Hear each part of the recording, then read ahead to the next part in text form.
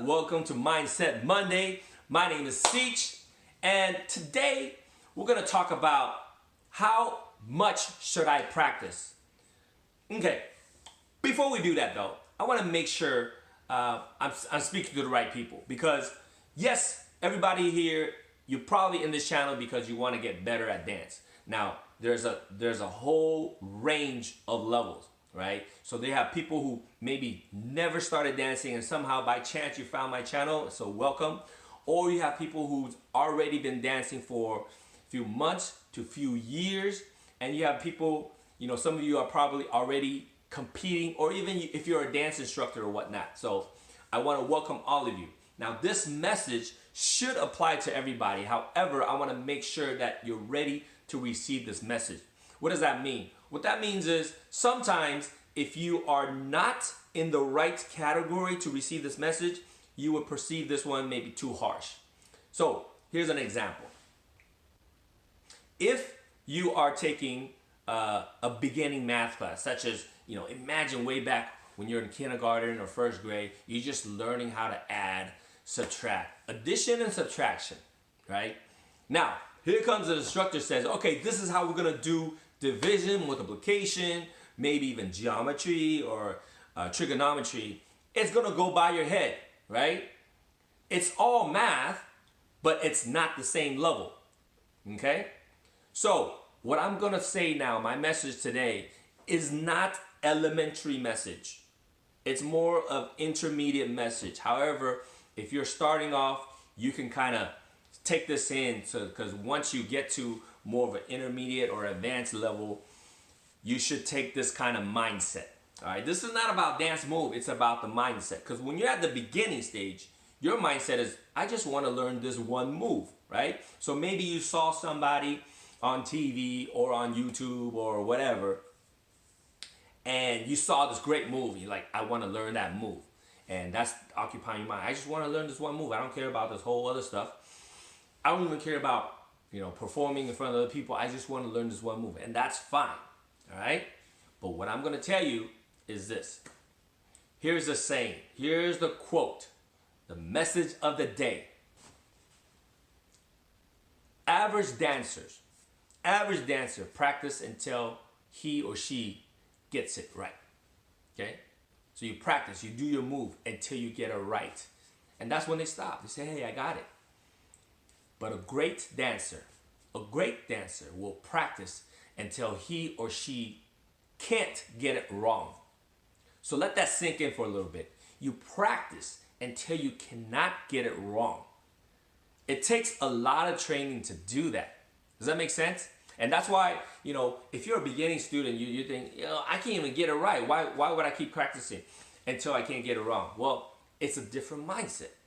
This is for those people, or mainly for people who want to perform or even take it to the level of competition, right? When you're competing, judges are comparing your team against another team. If that other team does not get anything wrong, there's no deduction, and they're deducting points off you, of course they're gonna win, right? So if you have any inkling of intention of competing, you gotta adopt this mindset. You have to practice until you cannot get it wrong. Does that make sense, guys? Hopefully it does, right? So I'm gonna share a quick story with you guys. I don't know if it's gonna be quick, but here's the story, okay? So 2007, what was it? 12, 13 years ago, something like that, okay? The Diaz players, so myself, John, Shy Guy, shout out to Shy Guy, and also Dennis, shout out to my boys. So we, the three of us, went down to San Diego for a dance competition, and prior to going there, we adopted this, I don't want to say just before that. We've always had this mindset, but what we did was we said, okay, yeah, we gotta practice until we can't get it wrong. We have to practice. We have to make sure nothing will interrupt us. Nothing will disrupt us. So what did we do? First, we had each individual practice, and we filmed it. We practiced and we filmed it and we critiqued it. We critiqued each other. We critiqued ourselves. Okay. So for example, what I did is I filmed myself doing the entire routine by myself 10 times in a row. Okay. 10 times in a row. If I had messed up during any part of that 10 times, let's say the 10th time I did something wrong, I messed up, or I somehow forgot, we call it brain fart, and we just missed something, I will have to do that all over again. And that is the mindset that I had, and that is how I train myself to really focus and try, not just focus mentally, but make sure my muscle memory understands it. So even if I somehow forgot what to do, my muscle memory will be able to do it. So that's how many times it took, okay? So I did that myself, and also John did that himself, and Dennis as well. So each individual filmed themselves 10 times, and then we critiqued each other 10 times. And then, not only that, we didn't stop there. What we did was we said, okay, now it's gonna be John and myself. So the two of us. So without Dennis will be sitting out on this one, and John and I will do it 10 times in a row and making sure that we don't mess up, okay? So again, within any time within those 10, we have to start all over and make sure we got 10 times in a row. And then once that's done, maybe John and Dennis will do it, right? And then myself and Dennis will do it. So different variations, different variables on how to make these 10 times, right? And then once that's done, all three of us will do it 10 times in a row. And again, if we mess up, we would have to start all over again. So that was our interpretation, right, of doing it until we can't get it wrong. Now, some of you may already do this, so that's awesome. Some of you may be doing, you might say, hey, Ceech, we do it 15 times. We do it 20 times in a row. So that's good. That's good. So for us, we only did it 10 times because actually at the time, we rented out a studio, so we had to pay by the hour. So anyways, we thought if we got it 10 times in a row, that's good. That's cool. And then, we obviously practice on our own by ourselves as well. But when we're all together, we did that. All right? So to me, that is what it takes. That's what it takes to be on the competitive level. So again, this message is more so for the people who want to compete, whether you're on a team or whether you're competing by yourself, you're battling whatnot, soloist. Hopefully, this message, you could adopt it. Name it whatever you want, but the idea is this. You practice so much that you don't need to think because your muscle memory knows it by heart, okay? So again, practice until you can't get it wrong.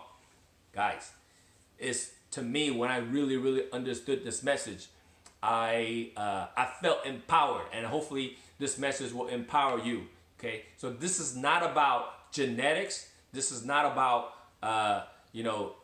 being born into a family that dance. No, this is about just you achieving your goal. That's it. If you have a goal of winning a competition, you go after it. Because your competition, understand, you're competing against whoever else is there.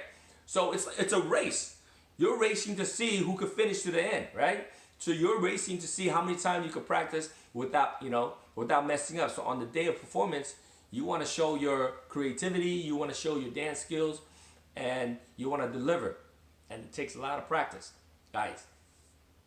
That's what it takes to get to that level, all right? So if you're at the beginning stage, if you're thinking, hey, I don't think I'm ready for that, that's fine. But I want you guys to understand what it takes, because a lot of times beginning students will always say, hey, how come I don't look like these great dancers?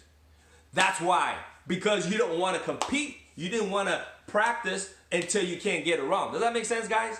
So if you have a goal of doing this dance, or if you have a goal of performing, if you have a goal of getting the dance move like who you saw on TV or who you saw on Instagram or YouTube, you got to practice exactly like that person. And I guarantee you, if they're any good, they practice until they can't get it wrong. Hopefully this message is beneficial to you, and hopefully you guys are ready to receive this message.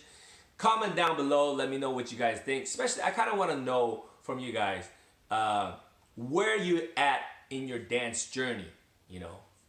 Anybody that is entering the stage where they're ready to compete, love to know it. This dance community isn't very big, especially the competition community. So definitely love to meet you, either through online or hopefully one day in person. Let's connect and let's build, guys. And shout out to folks all over the world. I know people in Asia,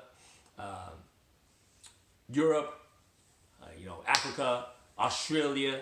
So appreciate the support on this channel, and I'll see you guys soon.